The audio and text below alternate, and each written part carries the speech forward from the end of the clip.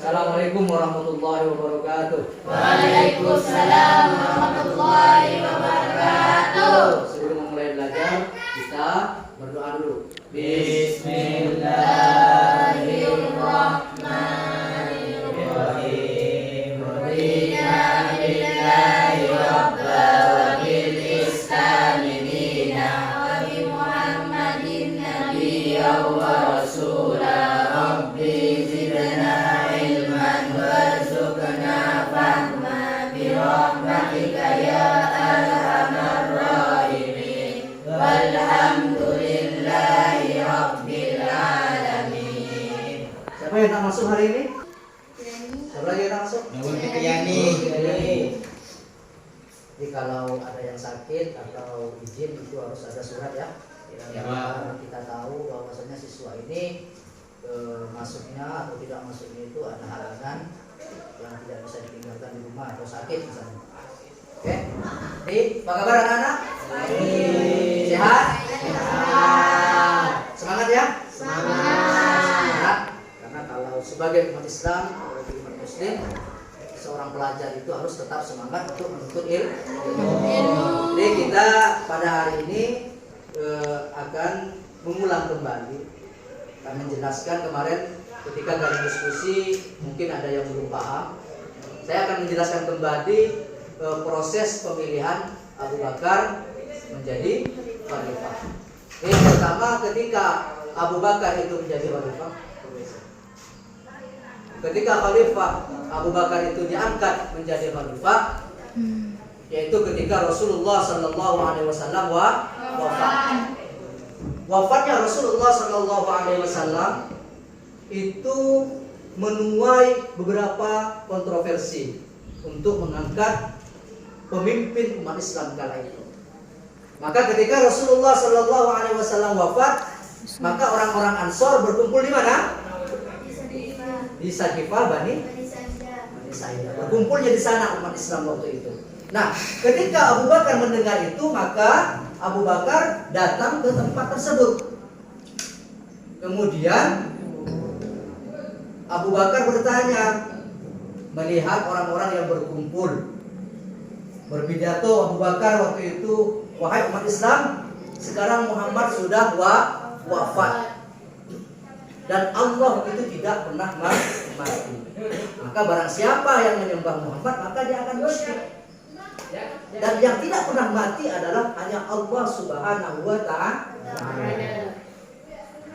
Di situ ketika orang-orang Islam berkumpul karena Rasulullah wafat, mereka kebingungan. Mereka ingin mencari sosok pemimpin yang benar-benar yang mana orang tersebut layak menjadi pemimpin umat Islam. Maka dari setiap golongan waktu itu ingin mencalonkan beberapa ketuanya menjadi pemimpin umat Islam. Jadi ketika itu takut ada perpecahan, maka Abu Bakar mencalonkan Umar bin Khattab dan siapa lagi?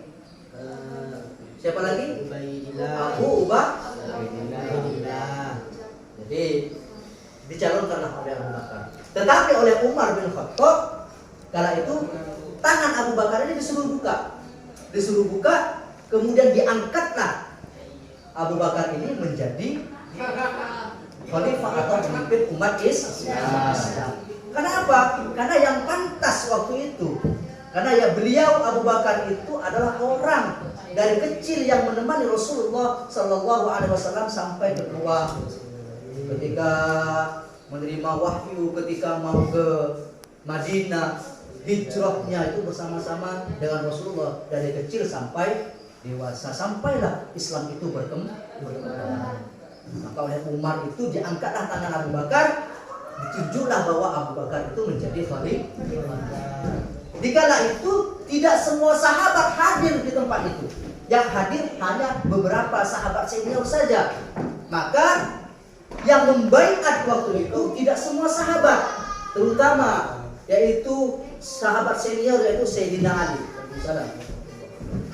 Jadi Sayyidina Ali tidak hadir waktu itu. Maka Sayyidina Ali tidak membaiat Abu Bakar waktu itu. Nah, dari sini ketika Abu Bakar sudah diangkat, karena takutnya ada perpecahan di antara umat Islam, maka Abu Bakar oleh Umar bin Khattab langsung diangkat tangannya secara aklamasi. Nah, ketika saya sudah menjelaskan ini, ada pertanyaan dari beberapa penjelasan yang saya jelaskan tadi. Ayo, siapa yang bertanya? Silakan. Iya Pak, yang maksud dengan aklamasi itu apa? Yang dimaksud dengan aklamasi, ada yang bisa jawab? Aklamasi itu apa? Ya, yang lain? Ada nggak yang bisa jawab? Aklamasi itu apa? Ada? Aklamasi itu adalah proses pemilihan secara langsung. Berbeda dengan demokrasi. Contohnya yang ada di Indonesia. Kalau di Indonesia, pemilihan pemimpin itu dipilih langsung oleh rakyat. Dipilihlah melalui beberapa metode, beberapa cara agar dipilihlah seorang pemimpin. Tetapi berbeda ketika pengangkatan Khalifah Abu Bakar. Umar bin Khattab mengangkat tangan Abu Bakar menjadi khalifah di baiat di waktu itu secara aklamasi. Artinya apa? Secara aklamasi itu ditunjuk secara langsung, tidak melalui proses pemilihan. Gitu. Yang dimaksud dengan aklamasi adalah proses pemilihan secara langsung tanpa adanya proses pemilihan oleh masyarakat waktu itu. Paham? Paham. Kemudian ada yang mau bertanya lagi?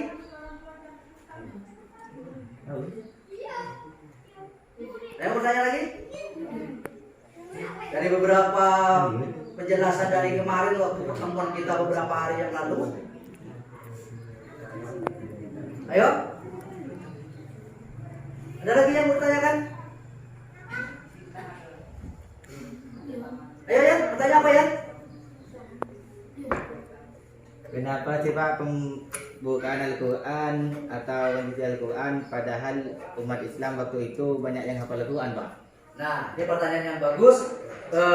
Ketika Abu Bakar radhiyallahu an ditunjuk menjadi pemimpin, maka ada beberapa hal yang harus diselesaikan oleh Abu Bakar waktu itu.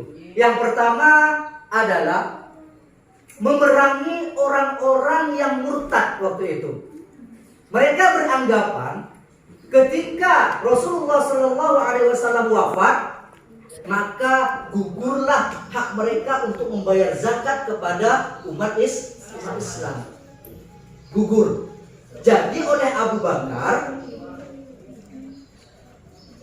diperangilah orang-orang yang tidak mau taat kepada aturan-aturan Islam. Betul apa yang ditanyakan oleh Royan tadi? Apa pertanyaannya tadi? Kenapa harus ada pembukuan Al-Quran? Nah, di zaman itu ketika sahabat Abu Bakar diangkat menjadi khalifah, ada yang namanya peperangan riddah, yaitu memerangi diantaranya nabi palsu dan orang-orang yang tidak mau membayar zakat. Nah, setelah peperangan itu banyak sekali orang-orang yang hafal Al-Quran yang wafat atau gugur di medan perang. Maka oleh sahabat diusulkanlah untuk kodifikasi Al-Quran atau pembukuan Al-Quran. Siapa yang menulis Al-Quran waktu itu yang diberitakan? Zaid bin Sabit. Yaitu orang yang menulis Al-Quran waktu itu adalah Zaid bin Sabit. Nah, ketika diperintahkan maka dikumpulkanlah beberapa dari tulang belulang, dari pelepah kurma, kemudian dari tulisan di batu dikumpulkan dari beberapa sahabat, maka dikumpulkanlah menjadi satu. Tapi di situ belum sempurna proses kodifikasi Al-Quran di sahabat Abu Bakar waktu itu. Karena Abu Bakar memimpin umat Islam itu kalau kurang lebih 2 tahun 3 bulan memimpin umat Islam waktu itu. Tidak lama Abu Bakar menjadi khalifah. Kemudian apa saja lagi yang harus diselesaikan oleh Abu Bakar? Yang pertama adalah memerangi riddah, ya, memerangi orang-orang yang murtad, orang-orang yang tidak mau membayar zakat. Kemudian orang-orang yang Mengaku Nabi. Di antaranya Musailamah al-Kadzdzab. Semuanya diperangi oleh Abu Bakar, maka tumpaslah semuanya. Maka waktu itu prosesnya ketika diperangi oleh Abu Bakar maka aman waktu itu. Kemudian yang kedua yang dilakukan oleh Abu Bakar waktu itu adalah modifikasi Al-Quran. Agar apa? Agar Al-Quran ini tetap terjamin keasliannya, maka dibukukanlah Al-Quran atau dikumpulkanlah menjadi satu. Kemudian selanjutnya perluasan wilayah. Karena Rasulullah belum sempat sampai luas wilayah ke sana, maka Abu Bakar meneruskan perluasan wilayah kala itu. Ada lagi pertanyaan? Ya silakan. Apa yang dimaksud dengan riddah? Apa yang dimaksud dengan riddah? Riddah itu tadi sudah dijelaskan. Riddah adalah peperangan yang terjadi di kala kepemimpinan Abu Bakar, yaitu memerangi orang-orang yang pertama, memerangi orang-orang yang mengaku nabi palsu, kemudian memerangi orang-orang yang tidak mau membayar zakat. Karena mereka beranggapan begini, ketika Rasulullah Shallallahu Alaihi Wasallam wafat, mereka beranggapan bahwasannya kewajiban membayar zakat itu tidak wajib, gugur, tidak perlu lagi membayar kepada Khalifah Abu Bakar karena tidak resmi. Mereka beranggapan tidak resmi karena waktu itu tidak semua sahabat yang membaiat waktu itu. Karena kurang lebih 6 bulan selanjutnya barulah Sayyidina Ali itu membaiat sahabat Abu Bakar untuk menjadi pemimpin. Perang Riddah itu terjadi satu ya sebabnya karena apa? Karena adanya nabi palsu, yaitu diantaranya Musailamah al-Kadzdzab yang mengaku nabi palsu, sampai-sampai dia membuat surah di dalam Al-Quran Al-Fil. Itu salah satu contohnya. Kemudian banyak orang-orang yang tidak mau membayar zakat, maka diperangilah oleh Abu Bakar sehingga terjadi peperangan. Kemudian terjadilah sebab-sebab atau sebab musabab Zaid bin Sabit menuliskan Al-Quran. Karena apa? Karena banyaknya hufaz atau orang yang hafal Al-Quran itu tewas atau syahid di medan perang. Nah, dari proses beberapa yang saya jelaskan ini, ada lagi pertanyaan yang mengganjal di hati kalian dari proses pemilihan Abu Bakar sampai proses Abu Bakar itu perluasan wilayah, peperangan, kemudian kodifikasi Al-Quran. Masih ada pertanyaan? Masih ada pertanyaan? Masih? Hah? Kalau masih ada pertanyaan silakan. Ayo. Agar tidak ada dusta di antara kita. Jadi biar pemahaman kalian itu tentang proses pemilihan Abu Bakar itu tidak menakutkan.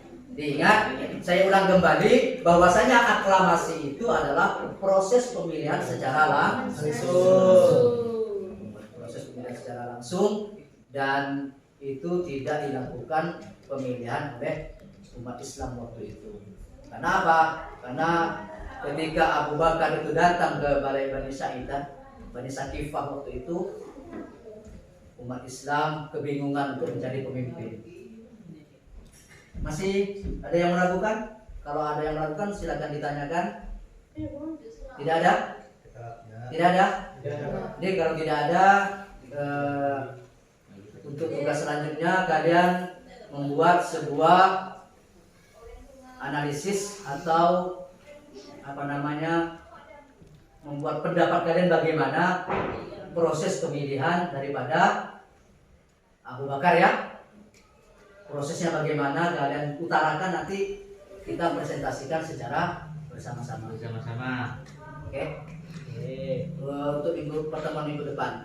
Untuk hari ini kita akhiri sampai di sini dengan ucapan Alhamdulillahi Rabbil Alamin. Mari kita doa bersama-sama untuk mengakhiri pelajaran. Bismillahirrahmanirrahim. Wal Asri innal insana lafi khusri illa alladhina amanu wa amilus solihati wa tawasaw bil haqqi wa tawasaw bis sabr. Sadaqallahul azim. Ayo siapkan. Naik, ya man. La warahmatullahi wabarakatuh. Waalaikumsalam warahmatullahi wabarakatuh. Terima kasih anak-anak.